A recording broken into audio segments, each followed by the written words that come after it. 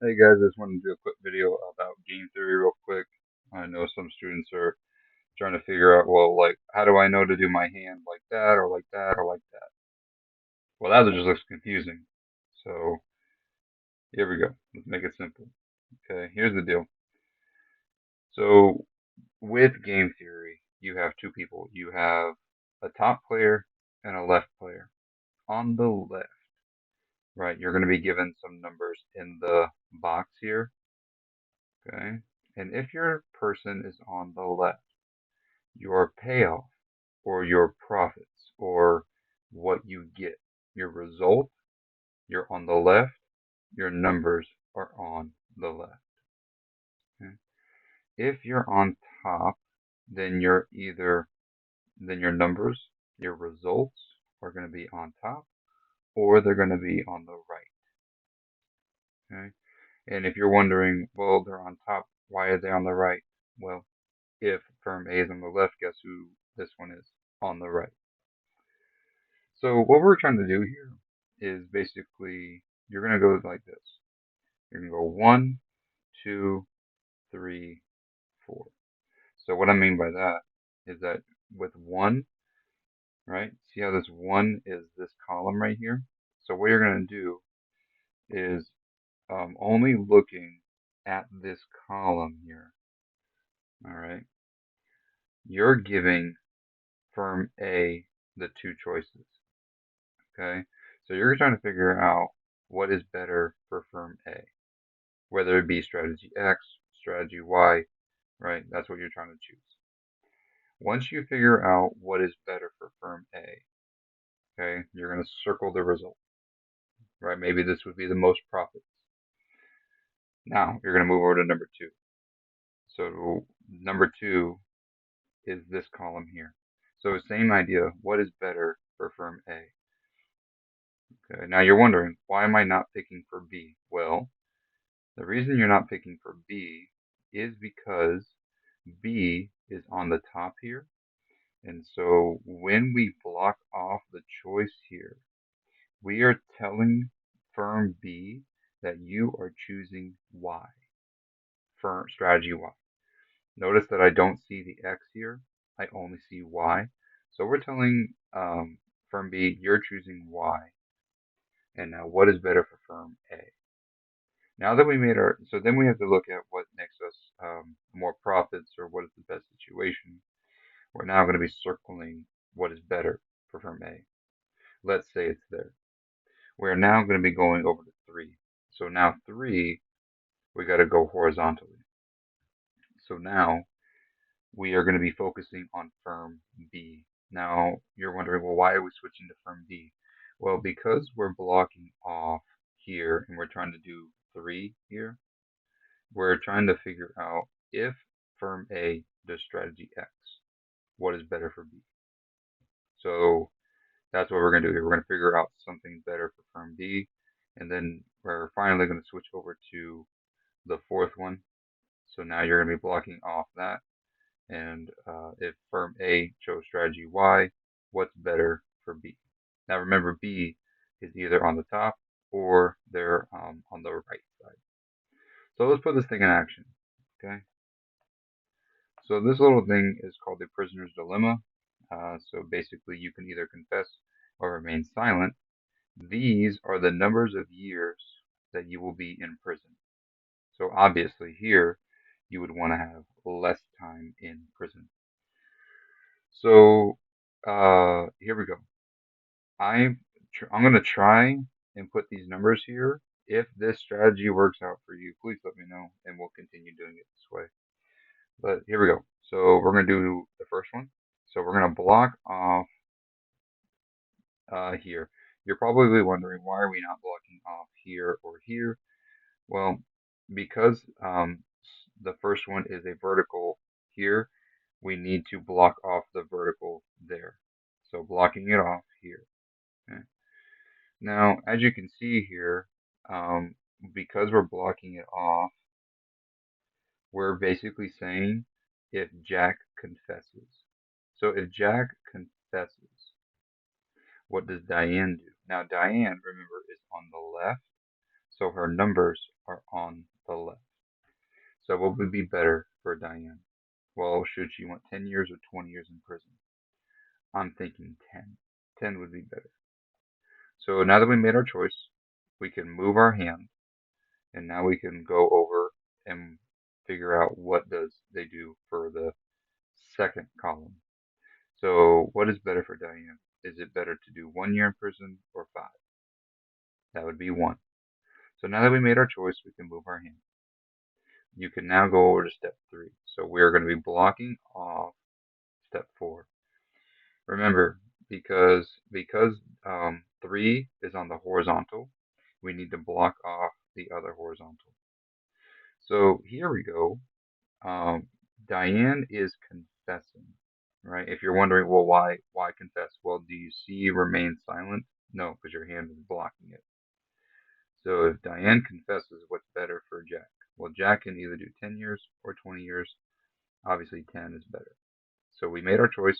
We can now move our hand. And now we go to step 4, which is another horizontal choice here. What if Diane remains silent? What's better for Jack? 1 year or 5 years? 1 year. We can now move our hand. And as you can see here, we have now made our choices. So this is how you solve the game theory, right? You go through all those steps. You block your hand here, make your choice. Move it over, make your choice. Go horizontal, make your choice. Move it up, make your choice. And then you're done. Okay. So that is how we do game theory. Now, let's do another one. So here we go. We're going to do 1, 2, 3, 4. The process is the exact same. I will be blocking here. As you can see here, I'm saying, what if Steve chooses high? What's better for John, 700 or 1,000? Now, if you're wondering, what are these? These are profits. And so obviously $1,000 profits is better. We're now moving our hand over. What's better for John? Negative 1,000 or negative 500? Negative 500 is better. We're now moving our hand horizontally for step 3. Now, this is where John is choosing high. So what's better for Steve? Steve can either do 500 or 800. They're going to choose 800. We're now moving our hand up. So what if John chose low? If John chose low, then Steve would choose negative 1,000 or negative 500. Negative 500. Okay. So now we made our choices. So looking here, what does John always do? Well, remember John's numbers are on the left. And John, look at our circles. Where are his circles? His circles are always low. They're always low. We have no circles for high. So he only chooses low. What does Steve do? Well, as you can see here, Steve's numbers, he's on top, so his numbers are on the top. Or if John is on the left, Steve is on the right. So Steve is on the right, and as you can see here, where are his circles? His circles are over here on the right side. So since his numbers are always here, what is he always choosing? Low. If you always do something, that's a dominant strategy. If you never choose something different, right? So basically, if John chooses high, what does Steve do? If John chooses high, Steve will choose low. Well, what if John chose low? Steve will do low. So therefore, Steve always does low. So that's a dominant strategy. So Steve has a dominant strategy of low, meaning it never changes. Now, does John have a dominant strategy? Okay, does John choose low and high? Does he only choose high, or does he only choose low? Well, he only chooses low. He never chooses high. So since he always chooses low, John and Steve have a dominant strategy. and both of them are for low. Okay? So that's a dominant strategy. The equilibrium. The equilibrium happens wherever you're having two circles next to each other. And that's going to happen right here. You see how we have the 500 and the 500, the negative 500 and negative 500, how the two circles are in the same square? When you have the two circles in the same square, that's an equilibrium. Okay? Now, if you both have a dominant strategy, then your equilibrium is called a dominant strategy equilibrium. You both need a dominant strategy to have a dominant strategy equilibrium. You need to have both dominant strategies to have a dominant strategy equilibrium. You're probably wondering, what if we don't? Well, that would be a Nash equilibrium. So let's run through this real quick. Remember, we're going to do 1, 2, 3, 4. The process is the exact same. Do vertical. What does Bob do? Bob will do low, move our hand over. We're now on step 2. What's better for Bob? He would rather do 100. Then we'll do horizontal. What's better for Liz? 500 to 300, 500. And then step 4 would be 150 or 200. 200 is better.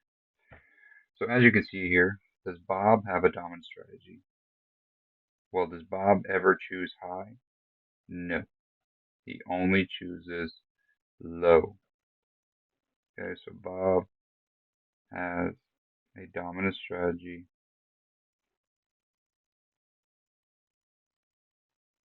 in low. What about Liz? Well, Liz, she chooses high and low. Can you see that? Because look, Liz's numbers are on the right, and Liz has a number here, a circle here, and that's for high, and a circle here, and that's for low.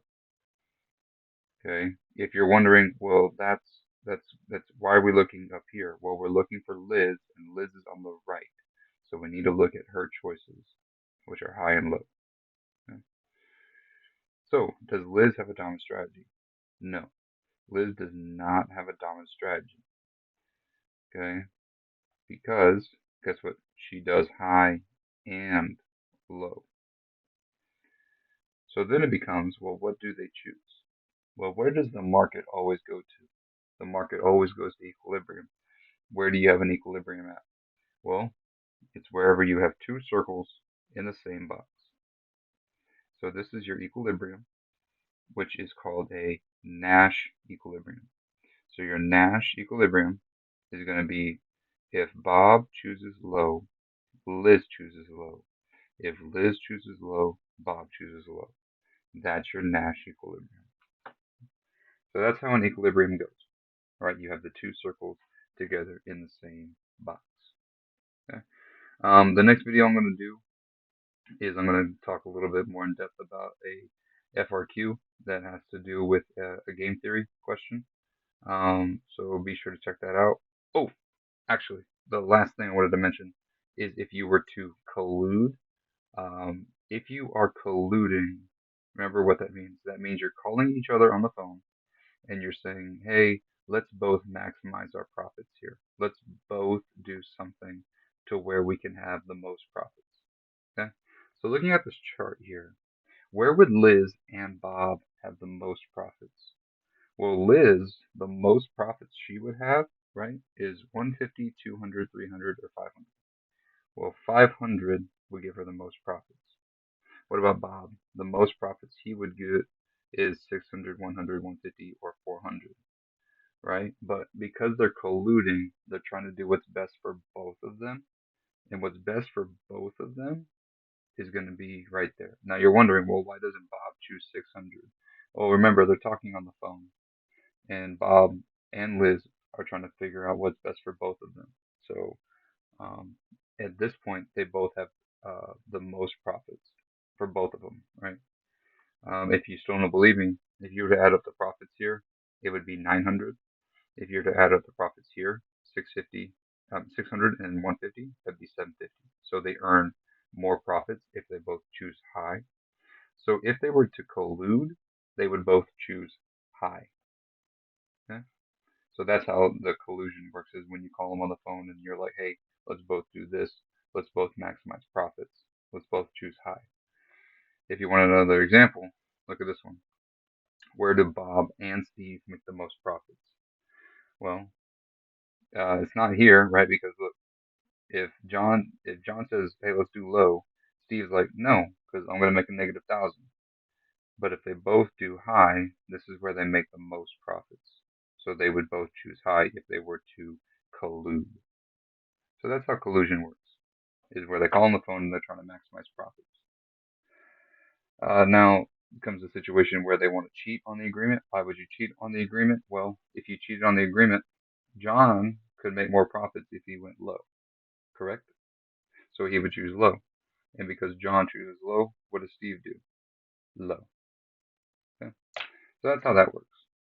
All right. So that's why you would cheat on the agreement, is because you can make more profits by doing something else. Okay? All right. So that is going to be all. In the next video, like I said, I'm going to be doing an in-depth explanation of an FRQ using game theory, so you understand that completely. If you have any suggestions about future videos, please let me know. I'd be happy to help you out in any way I can. If you have any question about this video in particular, please leave a comment. I'll get back to you as soon as I can. Thank you so much for watching, and good luck in your exam. Bye.